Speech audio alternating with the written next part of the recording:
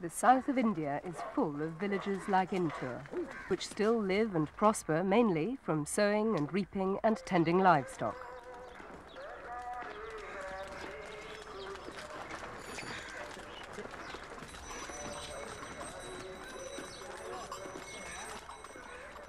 The tested ways of survival still have trust and respect, which helps explain why people from many miles around make their way to Intur to be cured of sickness.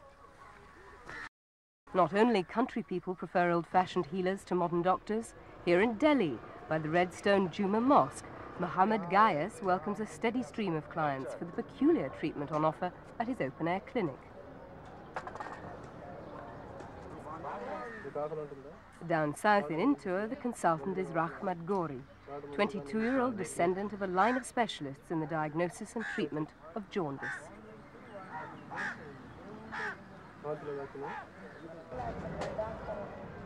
Mohammed Ghayas concentrates on relief of pains in the back and legs. He opens treatment by wrapping tightly from above the affected parts to the feet. Meanwhile, Rahmad of Intur is analysing the first urine samples of the day. A deep yellow colour suggests that this patient is right to suspect jaundice. Jaundice is common in rural areas where animals and people share the same waters to wash and drink, and it is hard to cure when supplies of antibiotics are thinly spread and sufferers continue to drink from the sources which cause their problems. So there are plenty of volunteers for Rahmad's solution, painful though it is.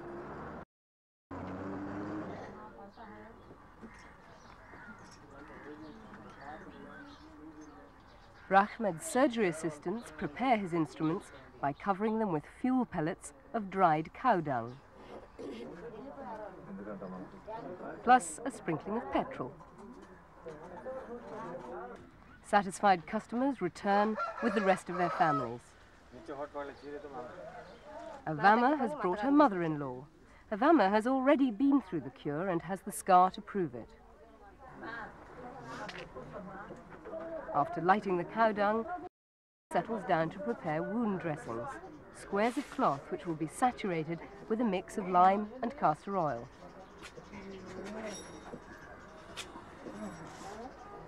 Back in Delhi, Mohammed Ghayas' latest customers are tricky ones. Bai Shirag has been carried in on a chair because it hurts to move his legs.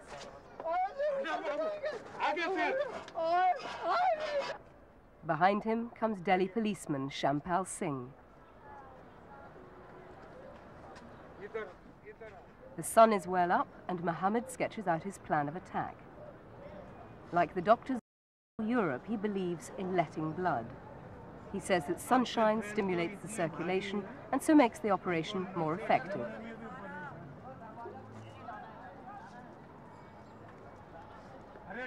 Meanwhile, Rahmad is ready to start operating.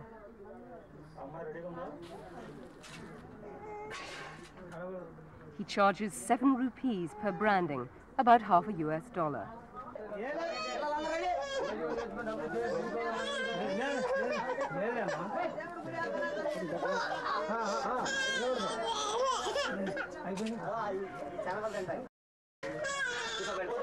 The idea is to burn around a nerve in the left wrist. Choosing the right-sized ring and the place to apply it is, he says, a gift from Allah, passed down through 4 generations of his family.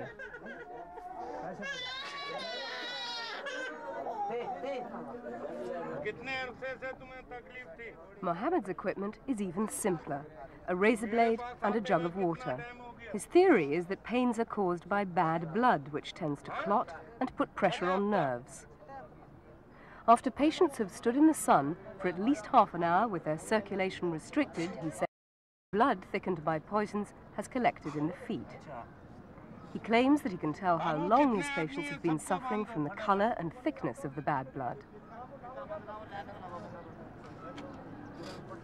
Mohammed says the technique is prescribed in ancient Muslim texts. His grandfather practiced it, and so did his elder brother. Mohammed studied them at work until he was 34, 19 years ago, and finally ready to tell by intuition where to use the razor.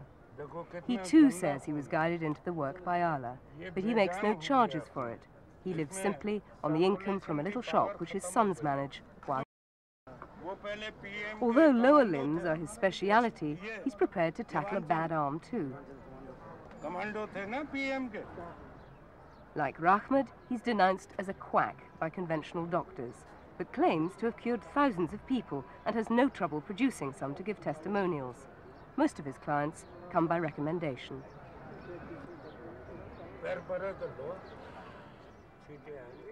Shampal Singh, the policeman, has to sit on a vaulting horse for his treatment because he cannot bear to stand.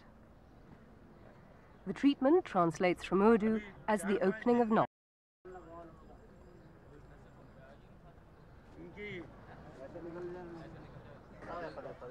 Back at Intur, after the brandings, Rahmad's patients are advised to buy and eat gram, a sort of Indian chickpea, to encourage the expulsion of pus through their wounds.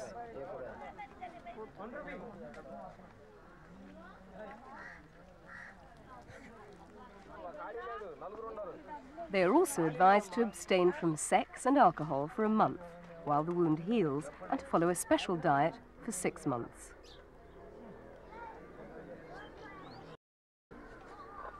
Even the children are over the shock of their operations by the time the trishaws arrive to take them back to town. The clinic treats 80 to 100 patients a day.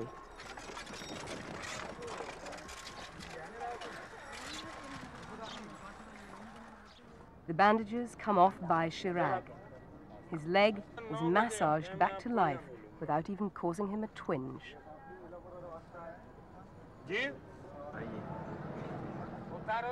And it's time to see what the treatment has done for Shampal Singh.